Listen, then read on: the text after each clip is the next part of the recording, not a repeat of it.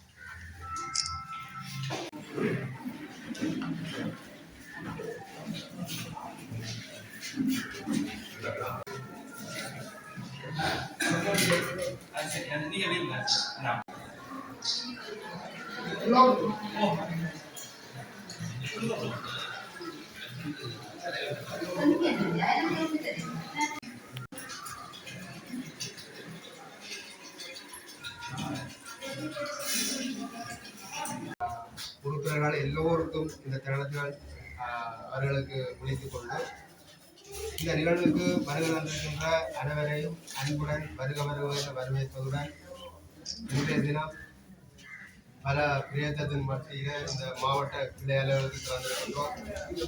நமது மாவட்டம் 1980ஆம் ஆண்டு யாழ் மாவட்டத்தில் யாழ் மாவட்டத்தில் 3 சாரண மாவட்டங்கள் இருக்கின்றது. 1 யாழ்ப்பாணம், 2 காங்கேயபுர, 3 பருத்தத்தூர். 3 சாரண மாவட்டங்களாக யாழ் மாவட்டம் பிரிக்கப்பட்டது. 80ஆம் ஆண்டு இந்த பருத்துறை கிளை மாவட்டம் பிரிக்கப்பட்டது. இதுவரை இந்த பருத்துறை கிளை மாவட்டத்திற்கு அலுவலகம் இல்லை. ஆகவே அந்த குறையை நிவர்த்தி செய்யும் மூலமாக இந்த வீட்டை நாங்கள் வாடகைக்கு பெற்றிருக்கின்றோம். 1 வருடத்துக்கு இந்த வீடு வாடகை இல்லை. அதனை தொடர்ந்து ஆசிரியர்கள், சாரணிய மாணவர்கள், உங்கள் அனைவருக்கும் என்னுடைய காலை வணக்கம். எங்களுடைய ஆணையாளர் கூறியது போன்று எங்களுடைய செயற்பாட்டுக்கு அலுவலகம் என்பது இன்றியமையாதது. 1980ஆம் ஆண்டிலே இருந்து எங்களுடைய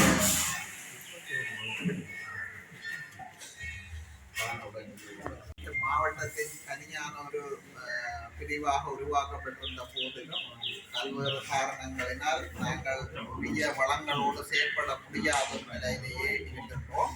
இருந்த போதிலும் எங்களுடைய உதவி ஆணையாளர்கள் மற்றும் ஆணையாளரின் அயராத முயற்சியினால் இன்று நாங்கள் இந்த இடத்தை பெற்றுக்கொள்ளக்கூடியதாக இருந்திருக்கின்றது.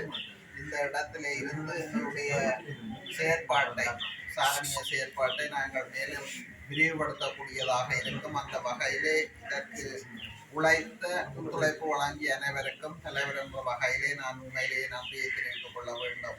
நாங்கள் தலைவர் என்ற அடிப்படையில் செயற்பட்டாலும் கூட எங்களுடைய வேலைப்பளு மற்றும் வேறு விடயங்கள் காரணமாக நாங்கள் இதிலே முழுமையாக ஈடுபட முடியாத ஒரு நிலையிலும் உதவி ஆணையாளரும் தங்களுடைய மிகச்சிறந்த பங்களிப்பின் ஊடாக இன்றைய நிலைக்கு இதனை இட்டு சென்றிருக்கின்றார்கள்.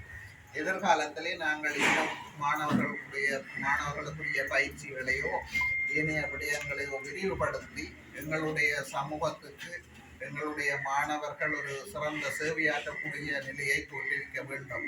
நாங்கள் எல்லோரும் அறிவோம், இன்றைய ஒரு சமூகத்திலே இருக்கின்ற பிரச்சனைகள். இப்போ நாங்கள் எங்களுடைய செயற்பாட்டை விரிவாக்குவதன் ஊடாக நாங்கள் எங்களுடைய சமூகத்தில் இருக்கின்ற பிரச்சனைகளை நேரடியாக முட்டி மோதாமல் எங்களுடைய சமூகத்தில் இருக்கின்ற சிறார்களை இவ்வாறான நல்ல வழியிலே அவர்களை முழுமையாக ஈடுபடுத்துவதன் மூடாக நாங்கள் எங்களுடைய சமூகத்தை மேம்படுத்திக் கொள்ள முடியும். அதற்கு நாங்கள் இந்த செயற்பாட்டை முழுமையாக பயன்படுத்துவதற்கு இந்த சாரணியத்திலே ஈடுபடுகின்ற உதவி ஆணையாளர்கள், அதே போன்று அதிபர்கள், ஆசிரியர்கள், நலன் விரும்பிகள் எல்லோரும் எங்களுக்கு ஒத்துழைக்க வேண்டும். நாங்கள் செல்கின்ற பாதையிலே ஏதாவது இடர்கள் இருந்தால் அதை கடந்து செல்வதற்கும், தற்செயலாக ஏதாவது விலகல்கள் அதில் ஏற்படமாக இருந்தால் அதனையும் உரியவர்களுக்கு அதை சுட்டி காட்டி சரியான முறையிலே எங்களுடைய நிறுவனம் தொடர்ந்து பயணிப்பதற்கு நீங்கள் எல்லோரும் உறுதுணையாக இருக்க வேண்டும். அப்போதுதான் நாங்கள் இந்த சமூகத்துக்கு சேவையாற்றக்கூடியதாக இருக்கும். எனவே எதிர்காலத்திலே நாங்கள் அனைவரும் ஒன்றுபட்டு எவ்வாறான தடைகள் வந்தாலும் அதனை நாங்கள் எல்லோரும் ஒருங்கிணைந்த முறையிலே எதிர்நோக்கி இந்த சமூகத்துக்கு சேவையாற்றுவதற்காக செயற்படுவோம் என்று கூறி இந்த சந்தர்ப்பத்திலே நீங்கள் அனைவரும் இந்த வளர்ச்சிக்கு ஒத்துழைப்பு வழங்கியமைக்காக மீண்டும் நன்றியை கூறி விடைபெறுகின்றேன். தலைவர் குறிப்பிட்டது போன்று இன்று அணி விருதை அவர் பெறலாம். ஜனாதிபதி விருது பெறுவதனால அவருக்கு